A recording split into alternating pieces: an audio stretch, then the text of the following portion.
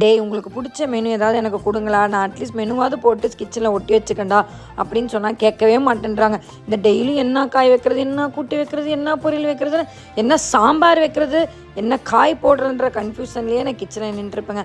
பட்டு அப்படி தான் வந்துட்டு அம்மா என்ன செய்கிறேன்னா, பட்டு இன்றைக்கி மேரக்காய் சாம்பார் பட்டு டேடிக்கும் எங்களுக்கும் அப்படின்னா, அம்மா அப்படின்னா உனக்கு இல்லடி பட்டு உனக்கு வேறு அப்படின்னு சொல்லிட்டு நீ போய் படிப்போன்னு நான் சொல்லி அனுப்பிவிட்டேன். எங்கள் ஊர் சைடில் பார்த்திங்கன்னா நாங்கள் வந்து மேரக்கான்னு சொல்லுவோம், ஆனால் நிறையா பேர் அது சவு சவு காயின்னு சொல்லுவாங்க. இன்றைக்கி லஞ்சுக்கு என்னென்னு பார்த்தீங்கன்னா ஒயிட் ரைஸ், சவு போட்ட சாம்பார், கேபேஜ் பொரியல், 2 எள்ளு உருண்டை கொடுத்து அனுப்பிவிட்டாச்சு. சாணுக்கு வந்து வெண்டைக்காய் பொரியல் மாதிரி பண்ணி அவளுக்கு தாளித்து கூட கேபேஜ் பொரியல் வச்சு பொமகன் வச்சு அனுப்பிவிட்டாச்சு. நம்ம ஊர்லெல்லாம் பார்த்தீங்கன்னா எள்ளு உருண்டைன்னு தான் சொல்லுவோம், ஆனால் அந்த பிரபாவும் சாணும் மட்டும் எள்ளு இடித்தாமா எள்ளு இடித்தாங்க அப்படின்னு சொல்லி கேட்பாங்க. எல்லாம் பேக் பண்ணிவிட்டு சானோட பேக்லாம் வந்து செக் பண்ண ஆரம்பித்தேன்.